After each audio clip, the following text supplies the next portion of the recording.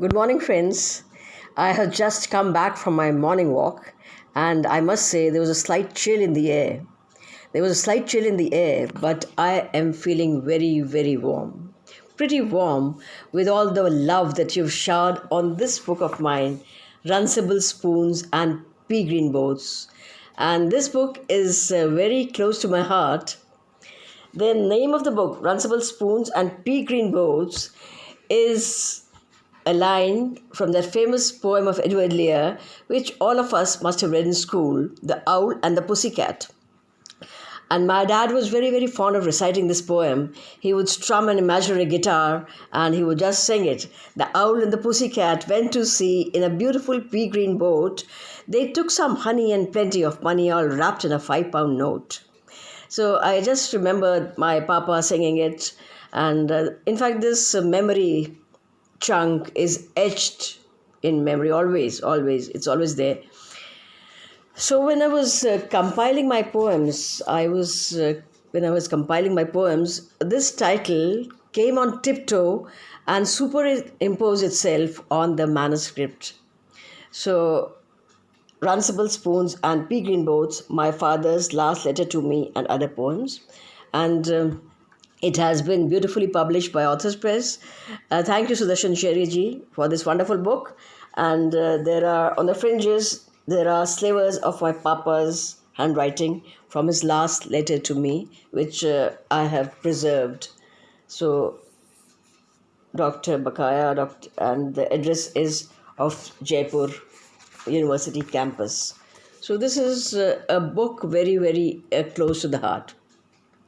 And whenever I pick this book up, it leaves me with a tingling sensation in the eyes because all the poems are about my papa, my mummy, my granny, and all memories of childhood come cascading down. Actually, I've come here today to thank all of you. First of all, thank you, Dr. Koshi, for writing this wonderful introduction to the book.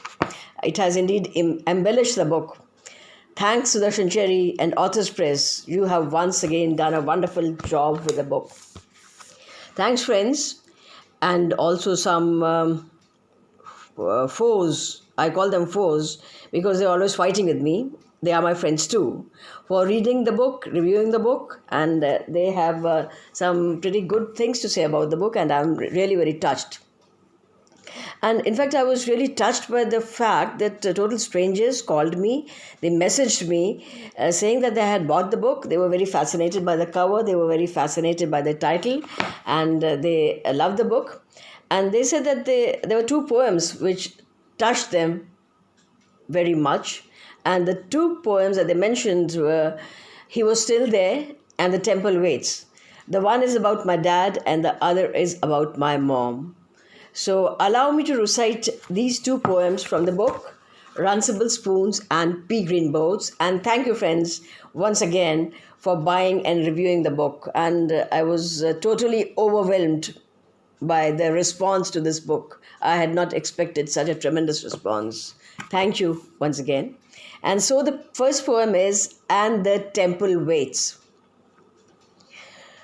It was written on 9th January 2020 and the temple waits. 9th January 2015 was the coldest day of the year. An eagle sailed in the blue sky as a sprightly figure inside her room got ready for her morning prayers.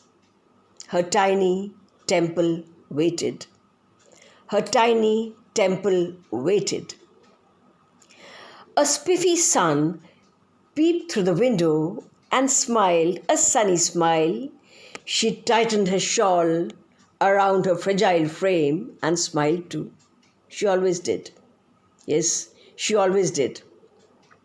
In the sky, an eagle was going round and round and round in circles.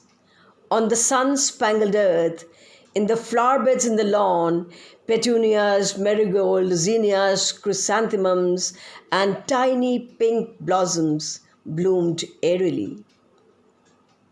Beauty and kindness abounded in every nook and crevice of that house where resided that kind soul.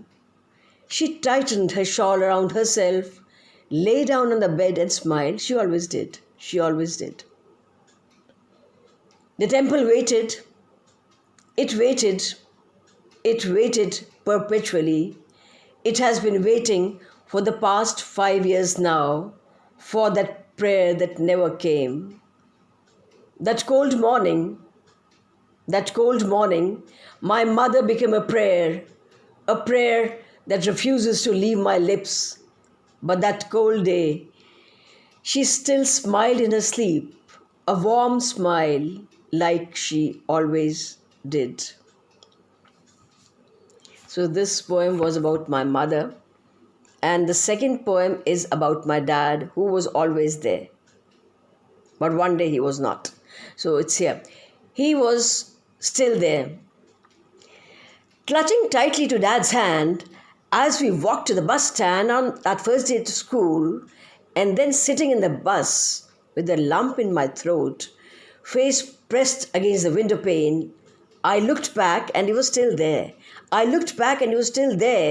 Grey hair tinged with gold.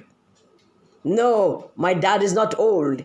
He's just prematurely grey, I did say, stamping an indignant foot, when the girls repeatedly maintained that people with white hair are old.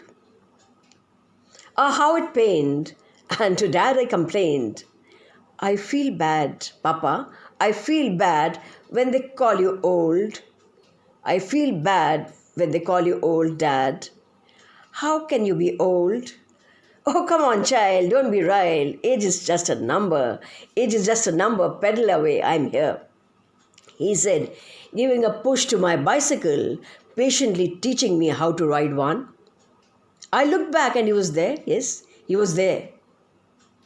But in looking back, I fell down with a thud, got up sheepishly, frilly frock covered with mud. Let people say what they say. Why should you worry if my hair is grey? Come on, baby, try again. Don't look back. I'll be there. I looked back and he was there.